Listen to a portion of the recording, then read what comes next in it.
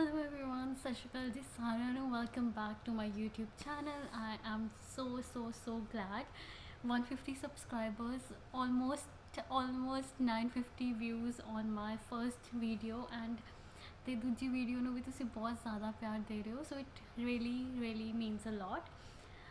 Now this video is going to be a very quick video about the interview processes जो कि बहुत helpful होंगे I believe ਜਿਹੜੇ ਲੋਕ ਆਸਟ੍ਰੇਲੀਆ ਕੈਨੇਡਾ ਜਾਂ ਹੋਰ ਨਿਊਜ਼ੀਲੈਂਡ ਔਰ ਕੋਈ ਵੀ ਹੋਰ ਕੰਟਰੀਜ਼ 'ਚ ਜਾ ਰਹੇ ਹਾਂ for a corporate job, for a 9 to 5 job ਲਈ ਮੈਂ ਇੱਕ ਕੁਇਕ ਵੀਡੀਓ ਬਣਾ ਰਹੀ ਹਾਂ। ਬੈਕਗਰਾਊਂਡ ਇਨਫੋਰਮੇਸ਼ਨ, ਸੋ ਬੇਸਿਕਲੀ ਮੈਂ ਹੈਲਥ ਸੈਕਟਰ ਤੋਂ ਹਾਂ। ਮੇਰੀ ਪੜ੍ਹਾਈ ਸਾਈਕੋਲੋਜੀ ਦੀ ਆ ਤੇ I am currently working in my own field, not in the role I desire, but something related. I am working as a support worker in both my firms.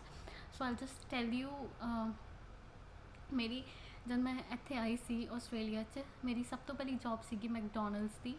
ਤੇ McDonald's, as you know, there is no rigorous है ना interview process which you have to go through.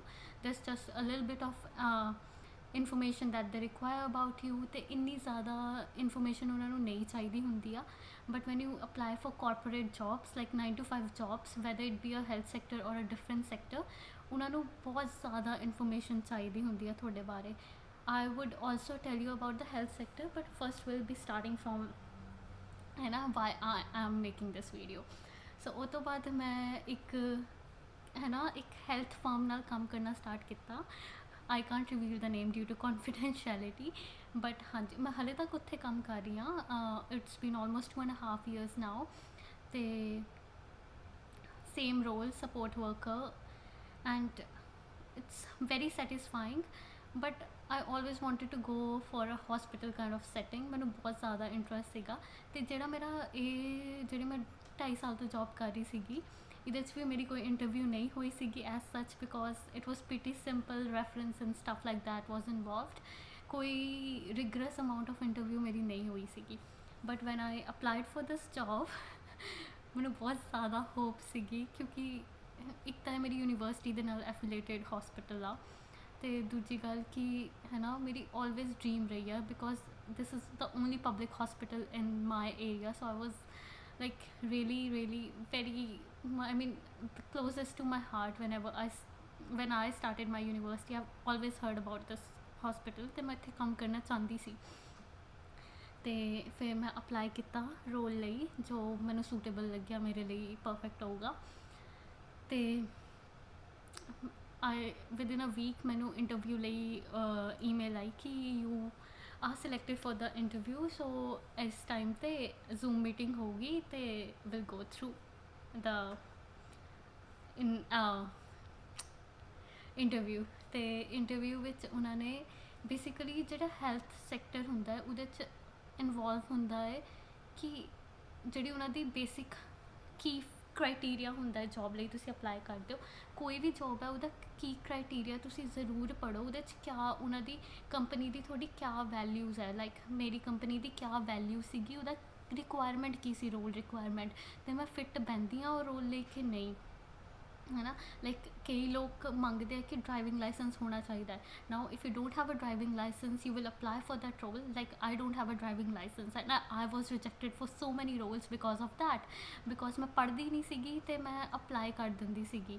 तो always van ever and always ask if your recruiter is sending you an email that thank you for applying but you have been rejected for this role, always ask the recruiter कि क्यों, है ना, what was the setbacks in my application, ਮੇਰੇ क्या setbacks ਸੀਗੇ, ਮੈਂ ਕਿੱਥੇ improve ਕਰ ਸਕਦੀ ਹਾਂ। ਤੇ always take that feedback in a positive way ਤੇ ਆਪਣੀ ਦੂਜੀ ਜੌਬ ਜਿਹੜੀ ਤੁਸੀਂ ਅਪਲਾਈ ਕਰਨ ਲੱਗੇ ਹੋ ਉਹਦੇ ਵਿੱਚ ਜ਼ਿਆਦਾ ਵਧੀਆ ਫੋਕਸ ਕਰੋ।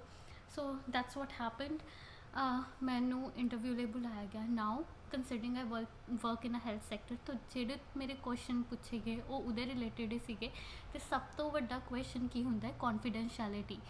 You never have to reveal anything about a patient to anybody, no matter ਉਹਨਾਂ ਦੇ ਹਸਬੈਂਡ ਵਾਈਫ ਮੰਮੀ ਪਾਪਾ ਕੁਛ ਵੀ ਹੋਣ। ਤੁਸੀਂ ਸਪੋਜ਼ ਮੈਂ ਪੇਸ਼ੈਂਟ ਹਾਂ, ठीक है, मैं अज इंजैक्शन लगा के आई हाँ, शामी मेरे मम गए हैं उसी प्लेस पे उसी, और वो पूछेंगे कि मेरी बेटी का इंजैक्शन हो गया, you are not allowed to tell her that, no, because मेरी परमिशन तो बिना तुसी कोई भी इन्फॉर्मेशन कुछ भी नहीं।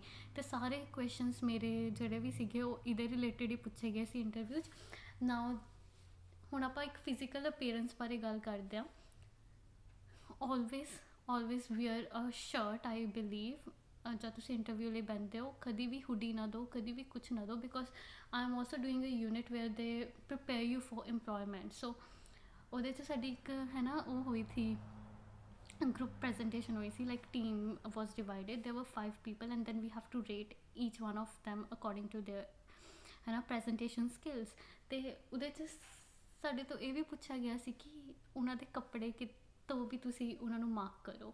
ਸੋ it's very important to be very appropriate in the interview process, so don't be just so casual, because ਜਿਹੜੀ ਵੀ ਤੁਹਾਡੀ ਜੌਬ ਹੋਊਗੀ ਉਹ 9 to 5 ਜੌਬ 'ਚ you have to be very tip to toe, है ना, like quick and presentable and है ना वधिया personality होनी चाहिए। So always wear a shirt whenever you go for an interview, and don't make stories of anything, always give relevant information। जो भी थोड़े तो पुछदे आ, लाइक वो थोड़े तो पुछदे आ थोनों ਇਹ ਸੌਫਟਵੇਅਰ ਦੀ ਨੌਲੇਜ ਹੈ, ਤੁਸੀਂ ਜੇ ਤੁਹਾਨੂੰ ਨਹੀਂ ਹੈ ਤੁਸੀਂ ਕਹਿ ਸਕਦੇ ਹੋ ਕਿ ਮੈਨੂੰ ਇਹ ਸੌਫਟਵੇਅਰ ਦੀ ਨੌਲੇਜ ਨਹੀਂ ਹੈ, ਬਟ ਮੈਂ ਸਿਮਿਲਰ ਸੌਫਟਵੇਅਰ ਕੀਤਾ ਹੈ ਤਾਂ I am a quick learner ਅਤੇ ਮੈਂ ਇਹ ਸਿੱਖ ਸਕਦਾ।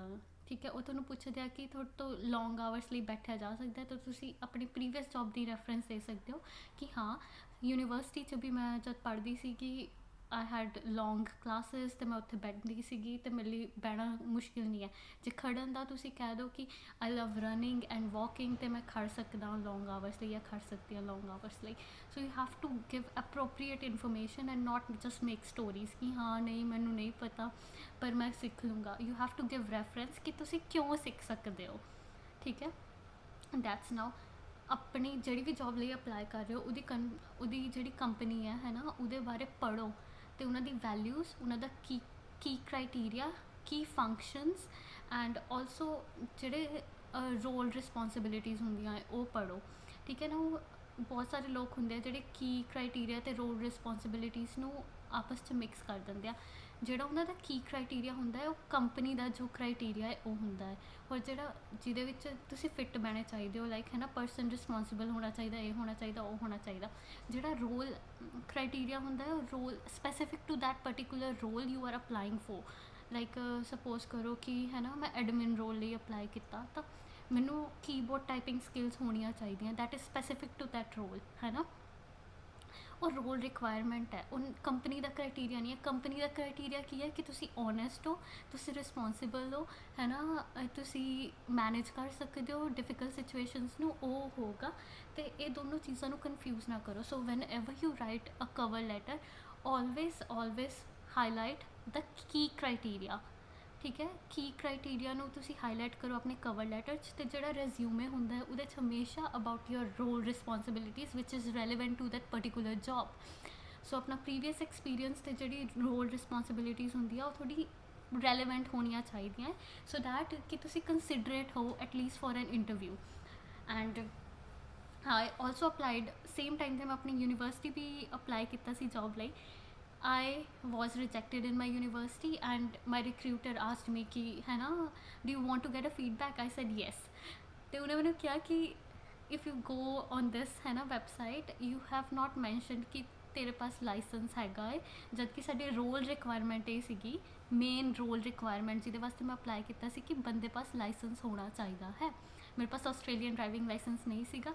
She said you were particularly fit for this job but due to the lack of license you were not considered for this job, not even considered। so always make sure कि है ना तुसी वधिया तरीके नाल पूरी जॉब एप्लीकेशन पढ़ो, उन्होंने क्या मंगया है थोड़े तो, फिर उहदे अकॉर्डिंग तुसी आंसर दो। and always for the interview you don't have to be stressed about the interview all the time, be relaxed, है ना। आजकल तो जूम इंटरव्यू हो रही है, one click away you are at your home after the interview, you don't have to stress, है ना। तो इसलिए वधिया प्रेजेंटेबल हो ऑलवेज, है ना। Thank the person who is interviewing you for their time and for ਦੇ ਲਾਈਕ ਜਿਹੜੀ ਮੇਰੀ ਹਸਪੀਟਲ ਵਾਲੀ ਜੌਬ ਸੀਗੀ ਜਿਹਨੇ ਮੇਰੀ ਇੰਟਰਵਿਊ ਲਿੱਤੀ, she was so sweet and she was telling me about her family, ਮੇਰੇ ਏਰੀਆ 'ਚ ਰਹਿੰਦੀ ਸੀਗੀ ਉਹਨਾਂ ਦੀ ਫੈਮਿਲੀ ਵੀ, and then I was like yes this is happening, and ਮੈਂ ਆਪਣੇ ਪਰਟੀਕੂਲਰ ਜੌਬ ਬਾਰੇ ਵੀ ਦੱਸ ਰਹੀ ਸੀ ਕਿ ਸਾਡੇ ਏਰੀਆ 'ਚ ਇੱਦਾਂ ਚੱਲਦਾ ਹੈ ਅਤੇ ਮੇਰੇ ਪਾਸ ਐਕਸਪੀਰੀਅੰਸ ਹੈ ਨਾ, ਅਤੇ that was so helpful for me. If you can just connect to that person and always thank that person for their time, for their efforts, and for their for considering you at least for interviewing, है ना, because interview एक इदा दी process होंदी है कि they make their decision right away. So always है ना, ते ਪਹਿਲੇ ਤੁਸੀਂ ਉਹ ਇਹ ਵੀ ਮੰਗਦੇ ਆ ਹਮੇਸ਼ਾ, ਉਹਨਾਂ ਨੇ ਲਿਖਿਆ ਹੁੰਦਾ ਰੋਲ ਰਿਸਪੋਂਸਿਬਿਲਿਟੀਜ਼ 'ਚ ਕਿ ਤੁਹਾਨੂੰ ਕਿਹੜਾ ਸੋਫਟਵੇਅਰ ਆਉਣਾ ਚਾਹੀਦਾ ਹੈ ਕਿਹੜਾ ਨਹੀਂ, ਜਿਵੇਂ ਕਿ ਹੁਣ ਬਹੁਤ ਸਾਰੇ ਮੈਡੀਕਲ ਪ੍ਰੈਕਟਿਸਿਸ ਹੈ ਨਾ, ਉਹ ਡਿਫਰੈਂਟ ਸੋਫਟਵੇਅਰਸ ਯੂਜ਼ ਕਰਦੇ ਆ, but I am particularly so fluent in using best practice, ਅਤੇ ਮੈਂ ਬੈਸਟ ਪ੍ਰੈਕਟਿਸ ਯੂਜ਼ ਕਰਦੀ ਹਾਂ. ਸੋ ਆਈ ਟੋਲਡ ਹਰ ਕਿ ਮੈਂ ਇਹ ਸਿਮਿਲਰ ਸੋਫਟਵੇਅਰ ਯੂਜ਼ ਕੀਤਾ ਹੈ, ਤਾਂ ਮੇਰੇ ਲਈ ਉਹ ਵੀ ਲਰਨ ਕਰਨਾ ਡਿਫਿਕਲਟ ਨਹੀਂ ਹੋਊਗਾ. Also B prepared in advance, considering if you are working in health sector, B prepare in advance ਕਿ ਜਿਵੇਂ ਆਪਾਂ ਇੰਡੀਆ ਤੋਂ ਜਾਂਦੇ ਆ, ਸਾਡੇ ਪਾਸ ਕੋਈ ਵੀ ਆਪਣੀ ਇਮਿਊਨਾਈਜੇਸ਼ਨ ਹਿਸਟਰੀ ਨਹੀਂ ਹੁੰਦੀ ਆ ਕਿ ਮੈਨੂੰ ਚਿਕਨ ਪੌਕਸ ਹੋਇਆ ਕਿ ਨਹੀਂ ਹੋਇਆ ਹੈ ਨਾ, ਮੈਂ ਇਮਿਊਨਾਈਜ਼ਡ ਹਾਂ ਹੈਪੇਟਾਈਟਸ ABC ਲਈ ਕਿ ਨਹੀਂ ਆ. ਸੋ ਆਲਵੇਜ਼ ਮੇਕ ਸ਼ੋਰ ਕਿ ਅਪਲਾਈ ਕਰਨ ਤੋਂ ਪਹਿਲਾਂ ਹੀ ਤੁਸੀਂ ਆਪਣੇ ਡਾਕਟਰ, ਹੈਲਥ ਸੈਕਟਰ ਦੀ ਮੈਂ ਗੱਲ ਕਰ ਰਹੀ ਹਾਂ, ਆਪਣੇ ਡਾਕਟਰ ਨਾਲ ਅਪੁਆਇੰਟਮੈਂਟ ਕਰਾ ਕੇ ਆਪਣੇ ਬਲੱਡ ਟੈਸਟ ਕਰਵਾ ਲਓ, ਤਾਂ ਕਿ ਜਦੋਂ ਤੁਹਾਨੂੰ ਜੋਬ ਜਦ ਤੁਸੀਂ ਇੰਟਰਵਿਊ 'ਚ ਸਿਲੈਕਟ ਹੋ ਜਾਂਦੇ ਹੋ, ਰਾਈਟ ਅਵੇ ਦੇ ਵਿਲ ਆਸਕ ਯੂ ਕਿ ਤੁਸੀਂ ਕਦੋਂ ਸਟਾਰਟ ਕਰਨਾ ਹੈ, ਅਤੇ you have to give your immunisation record to them ਕਿ ਤੁਸੀਂ ਫਿੱਟ ਹੋ ਹਸਪੀਟਲ ਆਉਣ ਲਈ, ਤੁਹਾਨੂੰ ਕੋਈ ਵੀ ਡਿਜ਼ੀਜ਼ ਨਹੀਂ ਹੋ ਸਕਦਾ ਕਮਿਊਨੀਕੇਬਲ, ਹੈ ਨਾ, ਜਾਂ ਵਿਚ ਇਜ਼ ਵੈਰੀ ਇਨਫੈਕਸ਼ੀਅਸ, ਉਹ ਨਹੀਂ ਹੋ ਸਕਦਾ. ਅਤੇ ਹਮੇਸ਼ਾ B prepared for that, which I did. I made an appointment with my doctor, got all my bloods done, and ਫਿਰ ਮੈਂ ਜਿਹੜੇ ਇੰਜੈਕਸ਼ਨ ਮੈਨੂੰ ਰਿਕੁਆਇਰਮੈਂਟ ਸੀਗੀ ਮੈਂ ਉਹ ਲੈ ਲਈ ਸੀਗੀ, ਅਤੇ ਦੈਟਸ ਸੋ ਮਚ ਈਜ਼ੀ. ਅਤੇ ਸਭ ਤੋਂ ਵੱਡੀ ਗੱਲ ਹੈ be confident, don't be a dumb person sitting right in front of the interview, knowing nothing about the company, knowing nothing about the position you are applying for. At least have some knowledge and have some activity about the role you are applying for. ਤੇ ਹਮੇਸ਼ਾ ਕੋਈ ਵੀ dumb role ਲਈ ਨਾ ਕਰੋ, ਅਤੇ like if ਹਮੇਸ਼ਾ ਆਪਣੇ choose ਕਰੋ ਕਿ ਫਸਟ ਪ੍ਰੈਫਰੈਂਸ ਤੁਸੀਂ ਜਿਹੜੇ ਰੋਲਸ ਤੁਹਾਡੇ ਘਰ ਦੇ ਕੋਲ ਹੈ ਉਹਨਾਂ ਨੂੰ ਦਿਓ, ਨਾ ਕਿ ਬਹੁਤ ਜ਼ਿਆਦਾ ਦੂਰ ਦਿਓ. Considering I don't have a licence, I can't apply for a job in Melbourne, ਹੈ ਨਾ, ਕਿਉਂਕਿ ਉਹ ਮੇਰੇ ਤੋਂ ਪਹਿਲਾ ਕੁਐਸਚਨ ਪੁੱਛਣਗੇ ਤੁਸੀਂ ਜੋਬ 'ਤੇ ਕਿੱਦਾਂ ਆਉਣਾ ਹੈ. So be sensible about applying a job. So I applied a job right away, ਮੇਰੇ ਘਰ ਤੋਂ 10 ਕਿਲੋਮੀਟਰ ਦੂਰ ਹੈ, ਅਤੇ ਮੈਨੂੰ ਪਤਾ ਹੈ ਕਿ ਮੈਂ ਪਬਲਿਕ ਟਰਾਂਸਪੋਰਟ 'ਤੇ ਵੀ ਆ ਸਕਦੀ ਹਾਂ. Even if I do Uber, ਮੈਨੂੰ ਇੰਨੇ ਪੈਸੇ ਨਹੀਂ ਪੈਣਗੇ, ਹੈ ਨਾ. ਸੋ ਬੀ ਰੀਅਲਿਸਟਿਕ ਅਬਾਊਟ, ਹੈ ਨਾ, about your roles, about your goals, and ਹਮੇਸ਼ਾ ਡੰਬ ਨਾ ਬਣੋ.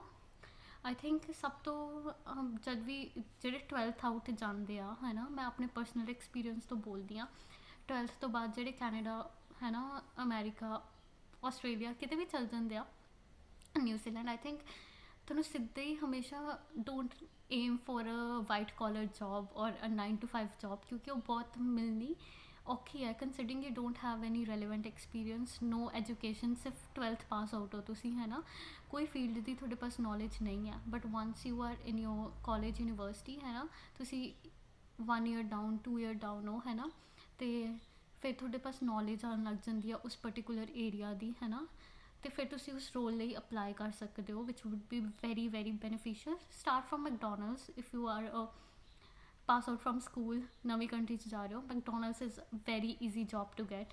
KFC, McDonald's, Hungry Jack's, and ਕੋਈ ਵੀ ਫੂਡ ਪਲੇਸ 'ਤੇ ਜੋਬ ਮਿਲਣੀ ਬਹੁਤ ਜ਼ਿਆਦਾ ਸੌਖੀ ਹੁੰਦੀ ਆ, ਬਿਕੋਜ਼ ਦੇ ਆਲਵੇਜ਼ ਰਿਕੁਆਇਰ ਸਟਾਫ. ਅਤੇ ਤੁਸੀਂ ਉੱਥੋਂ ਸਟਾਰਟ ਕਰੋ, ਉੱਥੇ ਤੁਹਾਨੂੰ ਬਹੁਤ ਕੁਝ ਸਿੱਖਣ ਨੂੰ ਮਿਲੂਗਾ. ਉੱਥੇ ਤੁਸੀਂ ਰੋਜ਼ ਨਵੇਂ ਬੰਦੇ ਨੂੰ ਮਿਲੋਗੇ, ਤੁਹਾਡੇ ਕੋਲੀਗਸ ਤੋਂ ਤੁਸੀਂ ਪੁੱਛ ਸਕਦੇ ਹੋ ਕਿ ਤੁਸੀਂ ਕਿਹੜੀ ਜੋਬ ਲਈ, ਹੈ ਨਾ, ਤੁਸੀਂ ਹੋਰ ਕਿੱਥੇ ਕੰਮ ਕਰਦੇ ਹੋ, and all of that stuff. And ਹਰ ਯੂਨੀਵਰਸਿਟੀ ਦਾ ਇੱਕ ਜੋਬ ਪੋਰਟਲ ਹੁੰਦਾ ਜਿੱਥੇ ਉਹ ਪਾਉਂਦੇ ਆ ਕਿ ਜਿਹੜੀ ਕੰਪਨੀਜ਼ ਜਿਹੜੀ ਹੈ ਨਾ ਸੈਕਟਰਸ ਨਾਲ ਉਹਨਾਂ ਦਾ ਟਾਈ ਅਪ ਹੁੰਦਾ ਹੈ, ਉਹ ਹਰ ਉਸ ਸੈਕਟਰ ਲਈ ਜੋਬਸ ਪਾਉਂਦੇ ਆ. ਜਿੱਦਾਂ ਮੇਰੀ ਪੜ੍ਹਾਈ ਹੈਲਥ ਦੇ ਰਿਲੇਟਡ ਹੈ, ਮੇਰੀ ਯੂਨੀਵਰਸਿਟੀ ਹਮੇਸ਼ਾ ਹਰ ਵੀਕਲੀ ਜੋਬਸ ਪਾਉਂਦੀ ਹੈ ਕਿ ਇਹ ਕੰਪਨੀ ਨੇ ਇਹ ਜੋਬ ਕੱਢੀ ਹੈ, ਇਹ ਕੰਪਨੀ ਨੇ ਇਹ ਜੋਬ ਕੱਢੀ ਹੈ. ਤਾਂ ਤੁਸੀਂ ਉਹਦੇ ਪਰ ਵੀ ਨਜ਼ਰ ਰੱਖੋ, ਉਹਨੂੰ ਪੜ੍ਹੋ ਅਤੇ ਦੇਖੋ ਤੁਹਾਡੇ ਵਾਸਤੇ ਕਿਹੜੀ ਸੂਟੇਬਲ ਹੈ, ਫਿਰ ਉਹ ਅਪਲਾਈ ਕਰੋ. And it's a very easy step. ਆਪਣੇ ਰਿਜ਼ਿਊਮੇ 'ਤੇ ਫੋਕਸ ਕਰੋ, ਕਵਰ ਲੈਟਰ ਬਣਾਓ, ਵਧੀਆ ਜਿਹਾ ਕਵਰ ਲੈਟਰ ਹੋਣਾ ਚਾਹੀਦਾ, because first they read your cover letter, ਜਿਹਦੇ 'ਚ ਤੁਹਾਡੇ ਬਾਰੇ ਇਨਫੋਰਮੇਸ਼ਨ ਹੋਣੀ ਚਾਹੀਦੀ ਹੈ ਕਿ ਤੁਸੀਂ ਕੌਣ ਹੋ, why are you applying for this role, ਹੈ ਨਾ। ਉਹ ਤੋਂ ਬਾਅਦ ਉਹ ਰਿਜ਼ਿਊਮੇ ਦੇਖਦੇ ਆ। If your cover letter is not interesting, they won't even read your resume.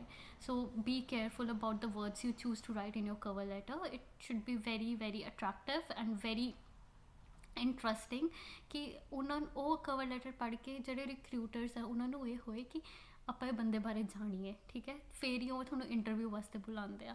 So that's pretty much all about this. If you have any queries about it, please ਮੈਨੂੰ ਨੀਚੇ comment box ਤੇ ਦੱਸਿਓ, ਤੇ ਮੈਨੂੰ ਜ਼ਰੂਰ ਦੱਸਿਓ ਕਿ next video ਮੈਂ ਕਿਹੜੀ ਬਣਾਵਾਂ। Thank you so much for your time and show some love to this video. Thank you everyone.